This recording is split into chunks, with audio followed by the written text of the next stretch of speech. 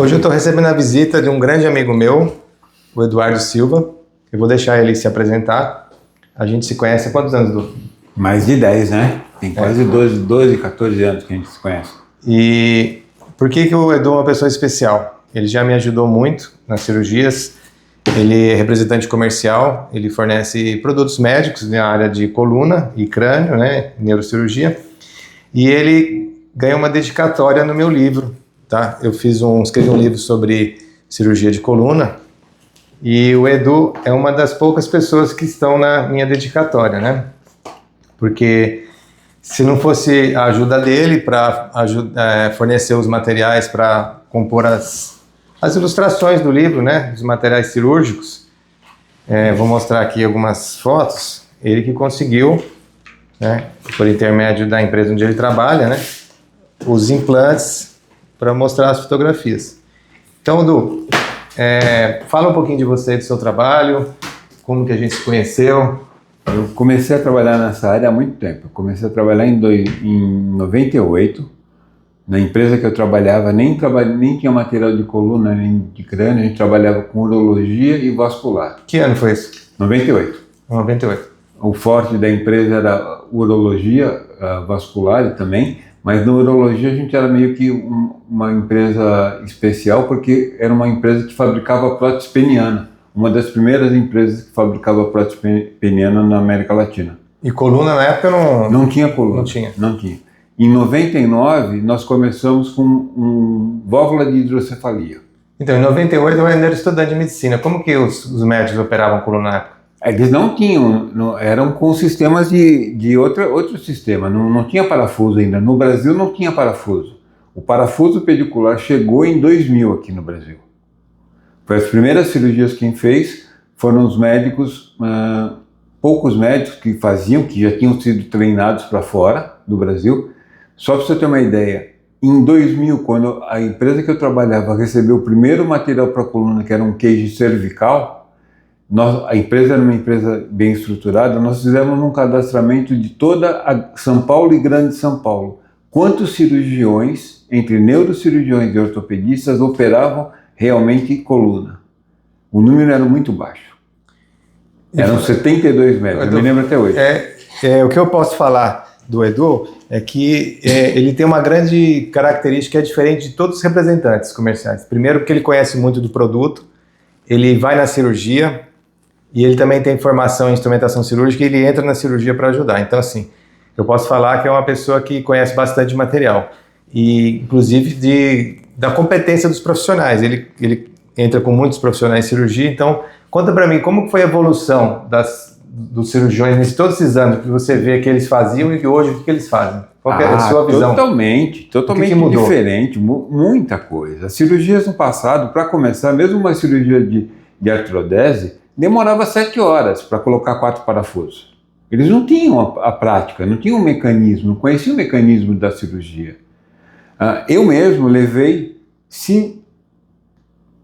no mínimo uns 50 médicos para fora do Brasil para treinarem, para colocarem, tanto passar cage quanto passar parafuso pedicular. Mas cage já é depois, né? Não, o cage veio junto. Veio depois. Não, veio junto com o parafuso, porque o cage na época era de titânio. Era o Isso em 2000. Em 2000. Não, o cage Pliff. Hoje nem existe mais. Nem existe mais. Então era o Pliff. Começou com o Pliff em titânio. Em 2003, 2004 chegou o PIC, que era Pliff ainda também. Para você ter uma ideia, o primeiro cage cervical que eu vendia era uma placa cage que vinha tudo junto. Então era só colocar 2 parafusos que o cage já estava lá. Mas era em titânio, e só colocava o enxerto no meio dele. Ainda existe esse cage aí? Ainda existe esse cage, e ele foi muito divulgado. O único trabalho feito no mundo era um material francês. O único material dedicado a esse cage, publicado numa revista de renome, é de neurocirurgiões brasileiros e ortopedistas brasileiros, que tiveram uma casuística em 100 casos, num curto período de tempo, e fizeram o trabalho. Agora, conta para o pessoal que estiver assistindo, né? Como eu perdi da evolução da cirurgia da artrodese da coluna. Como era feita a técnica aberta e hoje... compara com o que você vê a gente fazendo essa técnica no Stilife. Primeira coisa que eu vejo é o paciente sangrava muito, demorava muito a cirurgia, era uma cirurgia bem demorada. O paciente ficava muito tempo na recuperação no hospital, ele demorava às vezes 7 dias para ter alta do hospital, por causa das dores que tinha. Ficava muito mais dolorido pós-cirúrgico do que hoje, né? Eu me lembro que a primeira cirurgia que eu fiz com esse queijo cervical, no Sírio-Libanês, que é um hospital de ponta, tá certo? Demorou 7 horas para colocar um queijo. Isso que ano que era? 99, final de 99, começo de 2000. É quando a cirurgia de coluna praticamente estava nascendo, né? O primeiro congresso brasileiro que falou sobre parafuso pedicular, o médico que mais casuística tinha de pacientes tinha 24 pacientes. Ele deu um depoimento sobre os 24 pacientes que ele tinha operado no último ano. Ou seja, quase que 2 por mês. E era um médico muito avançado para a época do que era aquilo na época, que ninguém queria saber de parafuso. Eles usavam fio de aço para amarrar as vértebras. Aquele não se existia instrumental cirúrgico. Triângulo ou retângulo de Helsch. É por isso que evoluiu bastante, né? Agora, compara o que você viu antigamente com o que você vê hoje em relação à artrodese minimamente invasiva. Essa é do Mistlif, na qual eu escrevi a técnica. Você participou comigo em inúmeras cirurgias, porque a sua empresa fornece esse tipo de material. E qual é a diferença no campo cirúrgico e no pós-operatório que você é testemunha? Porque eu sou suspeito para falar. Total. Cirurgia é feita em 1h30 para começar. Sangramento não tem sangramento. O paciente não tem dor porque não tem uma incisão grande. Só faz uma incisão de 2 centímetros de cada lado e passa 4 parafusos por cada lado nessas incisões. E isso é verdade que eu já vi, não estou mentindo. No passado, para passar esses mesmos 4 parafusos, o paciente recebia uma incisão de quase 30 centímetros. Tinha que fazer um afastamento todo da musculatura para chegar na vértebra, para chegar no pedículo. Demorava muito tempo e era muito cansativo, tanto para o paciente, quanto para o médico, quanto para todo mundo. Então era tempo de cirurgia, tempo de anestesia, tempo de locação da sala, tempo de recuperação. Eu cheguei a ver pacientes que ficaram quase 1 mês internados, por causa de uma cirurgia de 6 parafusos. Porque sempre que a gente fazia a cirurgia, no outro dia a gente ia no consultório do doutor para saber como é que estava o paciente, se estava tudo bem. Ele falava, tá bem, tá, mas ainda não vai ter alta. Aí na outra semana, se eu voltava na visita do doutor, doutor, e aquele paciente, como é que tá? Tá evoluindo bem, mas ainda não saiu do hospital. Então a gente ficava sabendo do paciente em si, porque era uma coisa que interessava principalmente para mim, que gosto muito da medicina, e eu queria saber como é que estava o paciente, porque eu ajudei, eu instrumentei para a cirurgia. Você se colocava no lugar do paciente. E também me colocava no lugar dos familiares, porque assim como todo mundo, eu tenho pai, tenho mãe, tenho irmãos, e eu via lá uma senhora, um senhor, que podiam ser meu pai e minha mãe que estavam sendo operados. E além disso, você vende o produto, você não quer que o produto resultado. Sim, o produto você quer ver um resultado bom relacionado ao seu produto, né? Tudo foi melhorando. Esse próprio queijo cervical que eu comecei a vender, nessa primeira cirurgia demorou 7 horas. Depois de uns 4 meses, um outro médico fez uma primeira cirurgia dele, demorou 1h30. Depois, com o andamento a facilidade que a gente foi vendo que precisava, demorava 1 hora em média, né? Hoje o senhor faz uma cirurgia de 4, 6 parafusos, colocando 2 queijos, rapidamente, 1 hora, 1h20, 1h30 no máximo, sangramento mínimo. E alta às vezes no outro dia. Alta no mesmo dia. Eu já vi o senhor dar alta no mesmo dia. Eu vi 2 pacientes que o senhor deu alta no mesmo dia. O senhor operou ele de manhã, um foi na CD e o outro foi no Hospital São Paulo. O senhor operou eles de manhã, de noite eles foram embora para casa, que estavam tão bem. E aí, paciente de artrodese de coluna. Paciente de artrodesado. Então a diferença é brutal mesmo, né? Até outra coisa, o paciente quando ele operava de coluna, quando ele operava a coluna e fazia uma artrodese, ele andava para perambular, para levantar da cama depois da cirurgia, eram 3, 4 dias. Hoje o paciente levanta da cama no mesmo dia. Se bobear, ele vai andando do centro cirúrgico para o quarto. Ô Edu, fala uma coisa para mim, que você tem uma visão um pouquinho dos 2 lados, né? Do lado do médico e do lado do paciente. Sim. Por que você acha que ainda existe muito estigma nos pacientes, né? E principalmente em alguns médicos, um estigma na artrodese da coluna, né? qual que é a sua visão? Por que você acha que muitos médicos ainda são resistentes a indicar uma artrodese naqueles discos que estão achatados, que está com...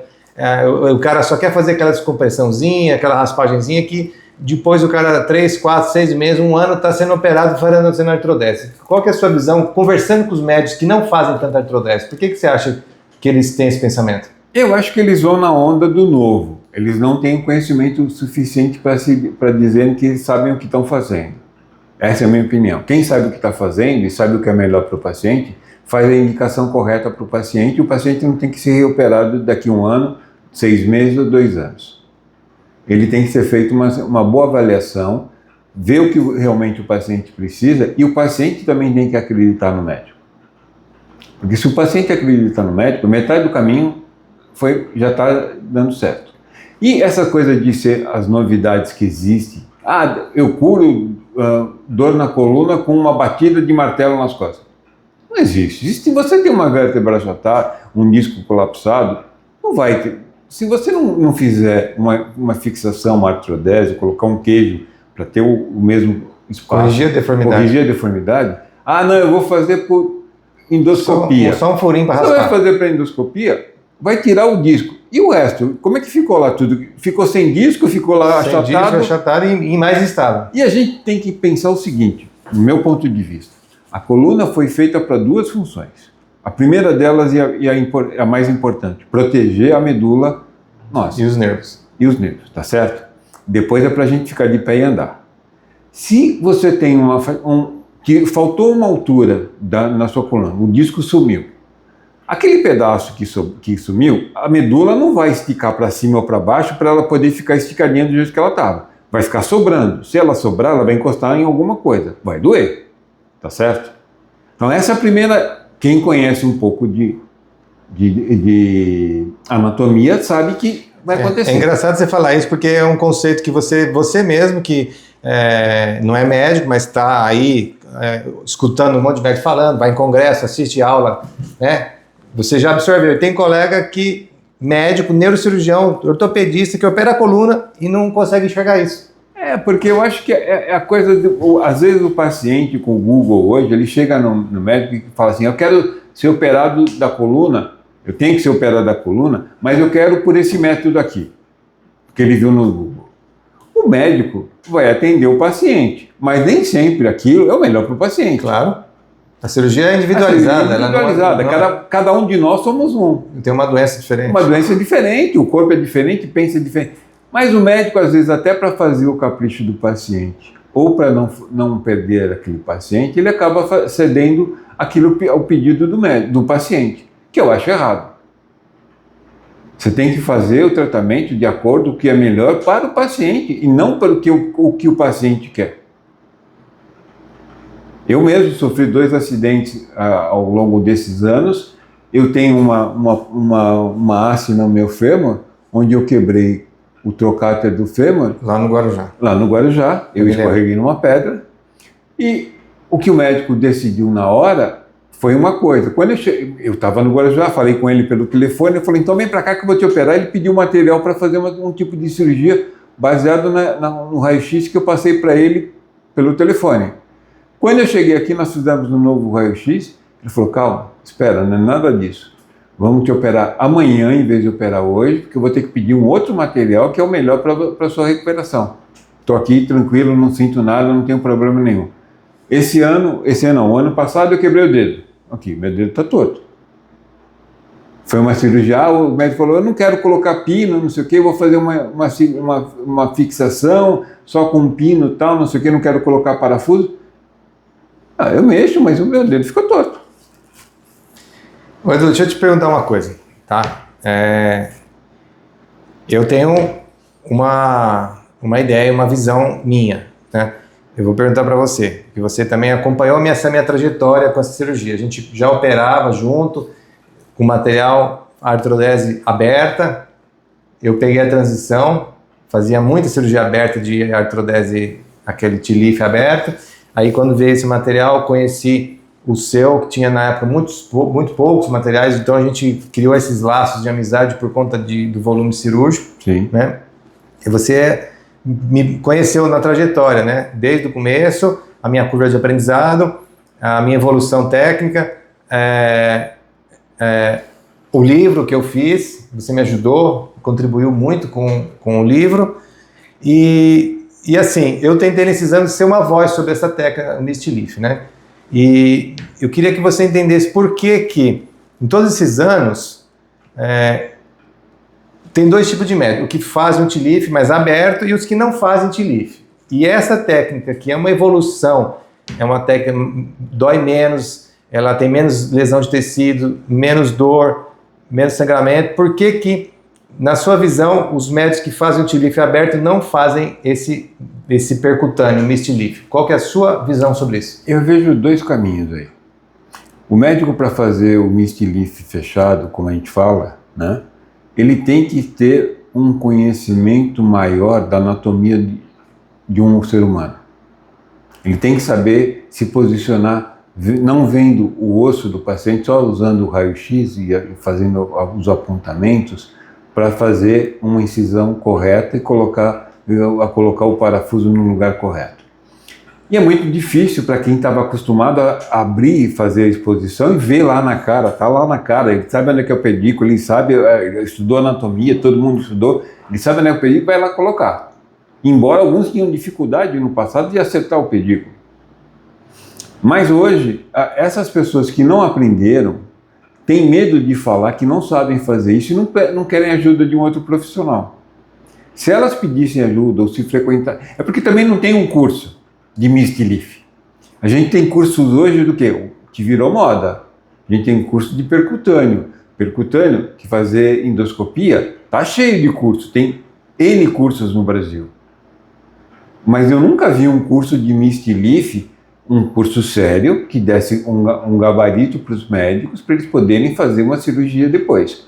Eu mesmo levei o senhor algumas vezes para fazer cirurgia com outros colegas, não foi isso? Foi. Que o colega não sabia fazer, ele pediu: Edu, você tem alguém que possa fazer? Fui lá, o senhor ensinou ele aprendeu, começou a fazer depois daquela aprendizagem. A gente pode citar, tem vários colegas, tem o Dr. Carlos Marim, fui algumas vezes com ele, ele hoje é uma sumidade no Misty Leaf.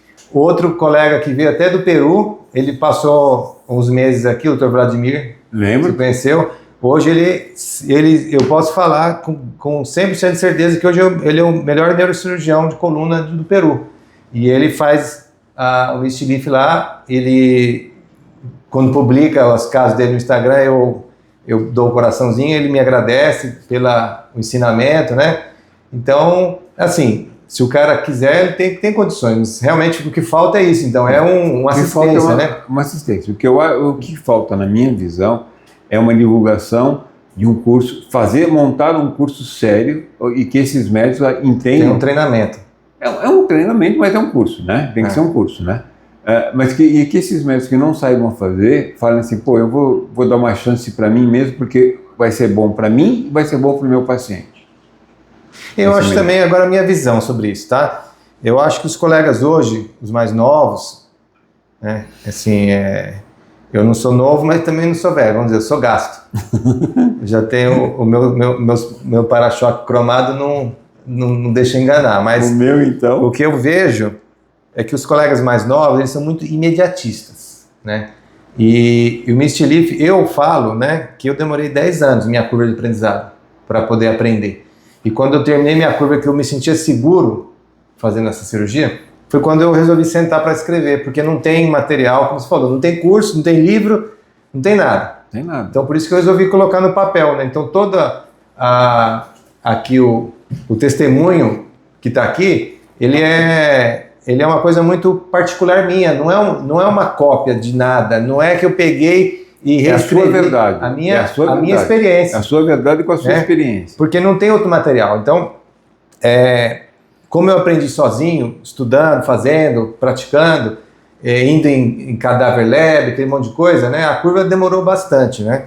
E hoje eu posso ver que, então, com os colegas são muito imediatistas, eles querem aquela cirurgia fácil, que é rápida, né? E que muitas vezes resolve a dor do paciente momentâneo, mas não resolve o problema. Ele não quer ver a longo prazo, né? Não, faz assim, mais simplesinho, se não resolver, depois de ver. Então, ele tem essa visão de escalonar o tratamento. Eu tenho essa visão mais restrita. Eu acho que se o problema da deformidade está bem documentado, não vamos escalonar, faz logo o que tem que fazer. Eu brinco com o paciente, fazer barba, cabelo e bigode, já faz tudo logo. Descomprime, realinha e estabiliza, faz tudo uma vez só, não só a descompressão, né?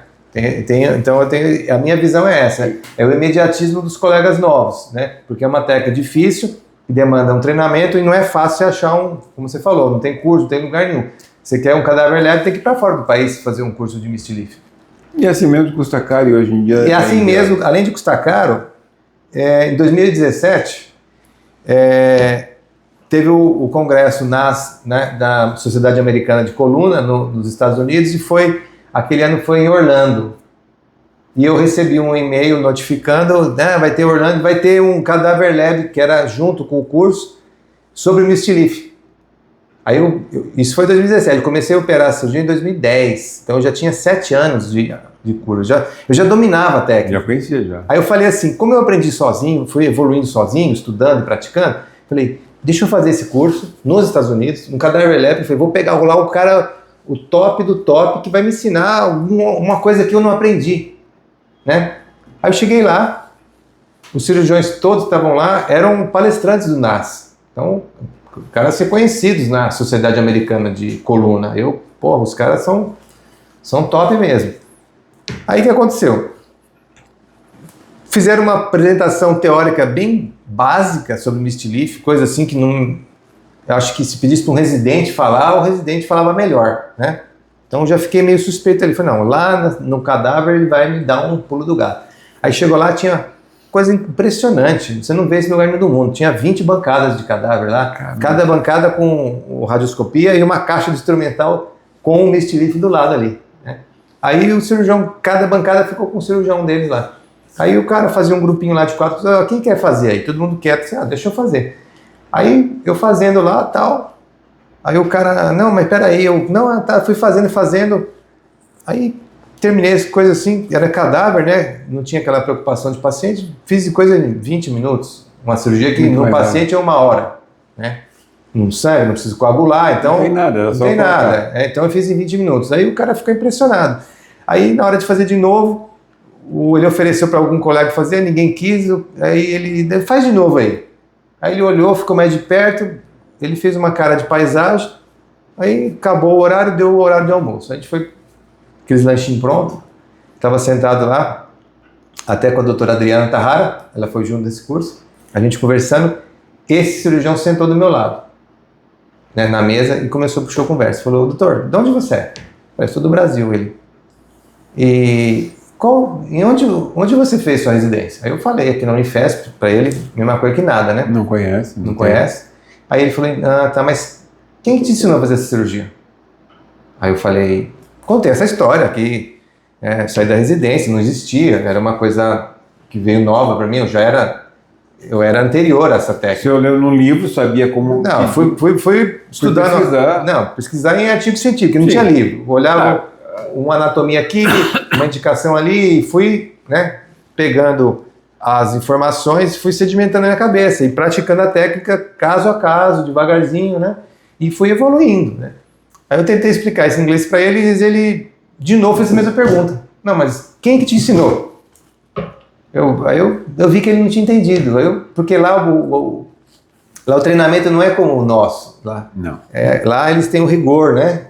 Tudo dentro da regra. Da regra. A regra é falsa. E aí no final eu perguntei, mas eu não estou entendendo a sua pergunta. Aí ele falou, porque... Ele falou, vou ser sincero, eu estou impressionado de ver que você veio com um aluno nesse curso e eu vi que você fazendo coisas que eu não sabia, da maneira como você faz, a simplicidade do seu procedimento.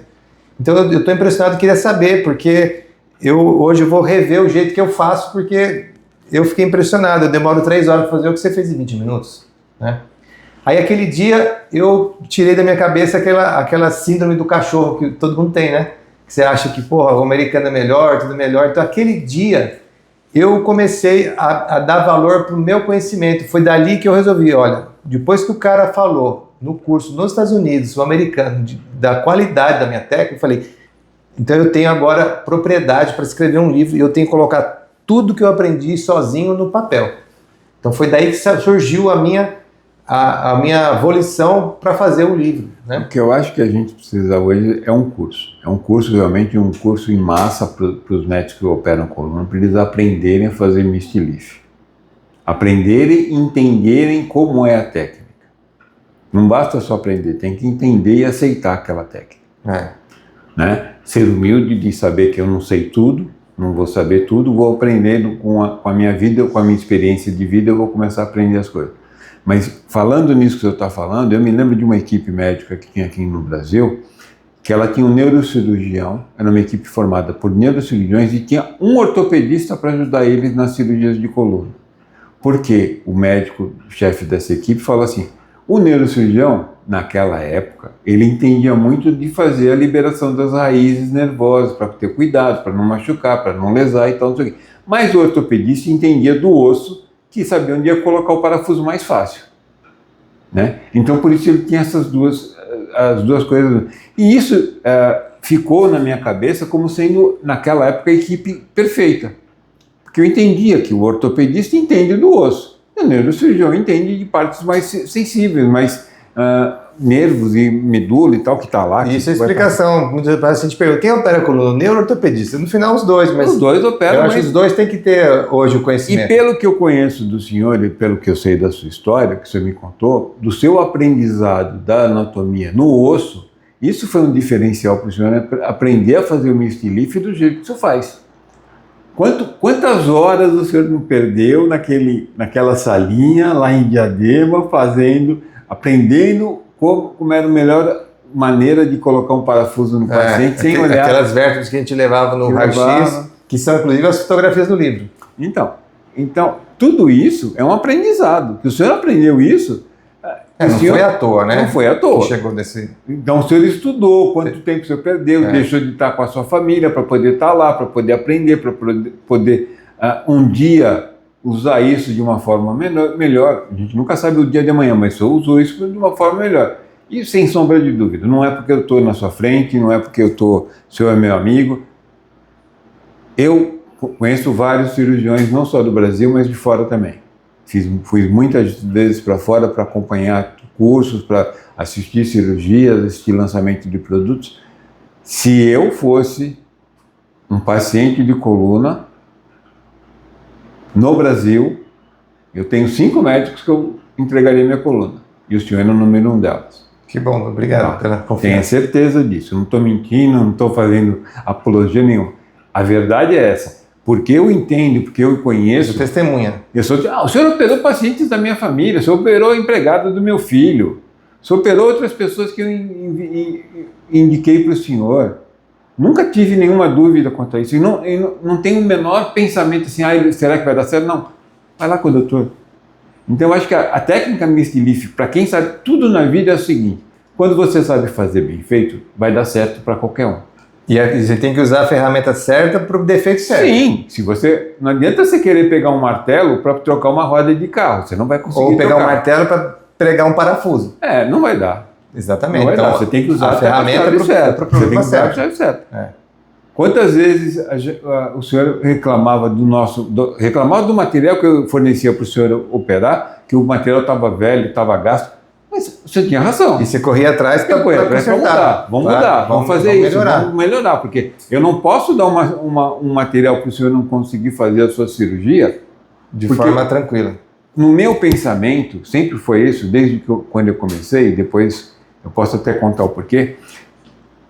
Eu não estou ali na cirurgia só por causa do senhor, eu estou por causa daquele paciente, eu quero que aquele paciente saia bem de lá. Porque atrás daquele paciente, lá fora... Ele é vitrine. Não, lá fora tem uma família esperando, não estou nem pensando em propaganda, tem uma família esperando e contando com aquela pessoa.